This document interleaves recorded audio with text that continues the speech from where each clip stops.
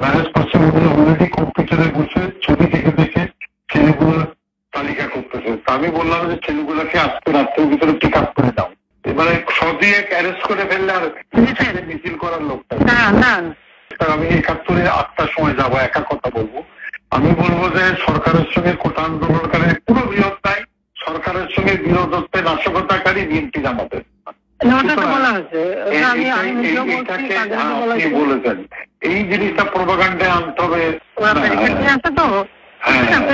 আকাশ থেকে নামবে, হেলিকপ্টার দিয়ে সোজা বম্বিং করা হবে। আচ্ছা ঠিক আছে, হেলিকপ্টার যাচ্ছে উপর দিয়ে মারবে।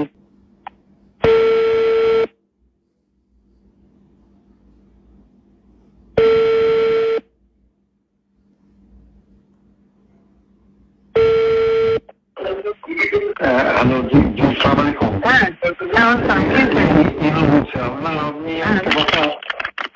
আমি মনে করি যে আপনার পদক্ষেপটা সঠিকই হয়েছে। এখন পর্যন্ত যা রিপোর্ট বাংলাদেশে পাচ্ছি আর কি, তো ওখানে ঢাকাতে আপনার রামপুরার দিকে এবং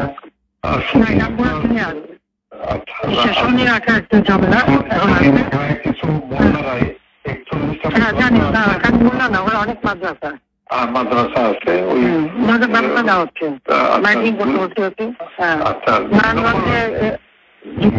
আর্মিকে আমরা 36 সেনা নামাচ্ছি।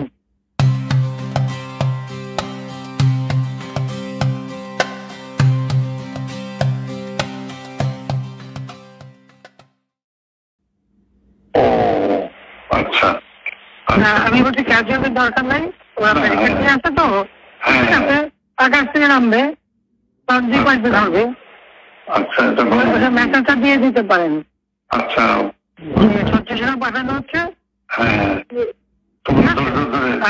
হেলিকপ্টার দিয়ে সোজা বম্বিং করা হবে।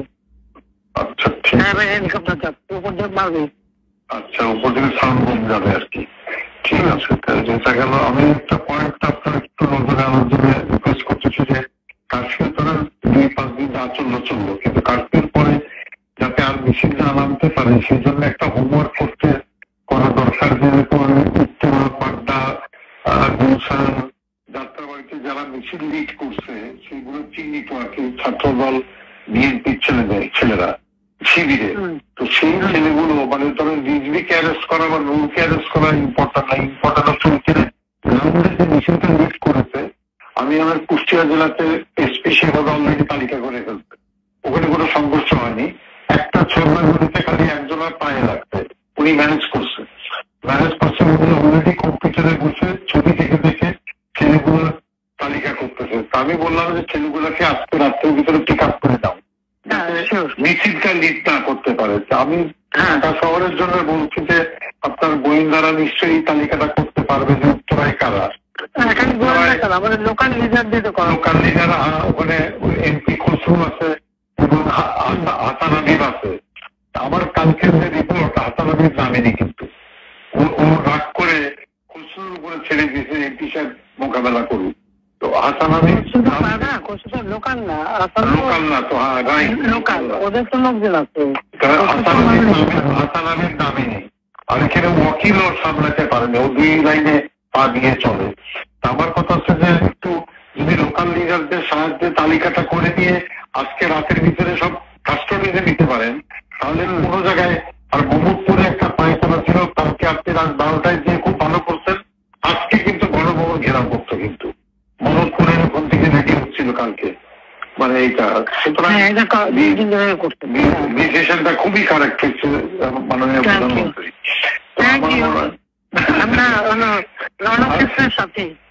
রণক্ষেত্রের সাথে তো আপনি একটু দয়া করে মানে এই পিক আপটা করতে বলেন, উপরে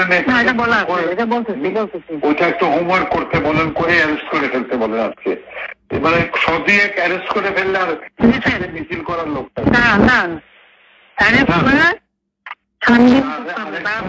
আরেকটা রিকোয়েস্ট আমার, যে ইন্টারনেটটা আমার মনে হয় চালু করতে বলে, এটা আমাদের কাজে লাগবে।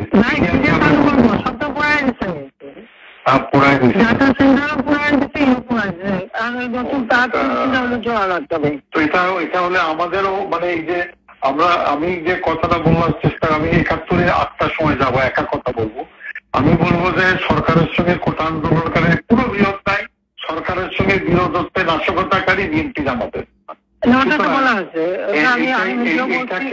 আপনি বলেছেন এই জিনিসটা প্রোপাগান্ডায় আনতে হবে।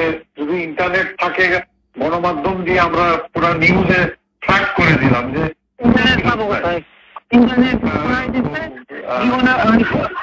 আমি তো আর আনবো টানবো না, যদি অন্য সরকার আসে তখন আনবে।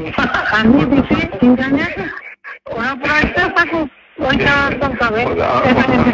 বাংলাদেশে ইনশাআল্লাহ অন্য সরকার আসবে না, অন্য সরকার আসবে আসুক না। আমি এখন যাচ্ছি, এখন না না জামাত সাহিত্য ওটা আপনার যা যা লোক আছে তালিকাগুলি আপনারা করান, আমরা করাচ্ছি। জামাত শিবিরের আবার মেরুদণ্ড ভেঙে দেন ঢাকা শহরে একেবারে। আমি বাদ বাকি আমাকে যেটা বলবেন আমি ইনশাল্লাহ করবো না। ওই তালিকাগুলি একটু করে ফেলান আর নিজেগুলি এই সুতা যা পারেন, শিবির যে কথা আছে যা আছে তদ্দূর পারেন। ঠিক আছে, আচ্ছা আচ্ছা, থ্যাংক ইউ।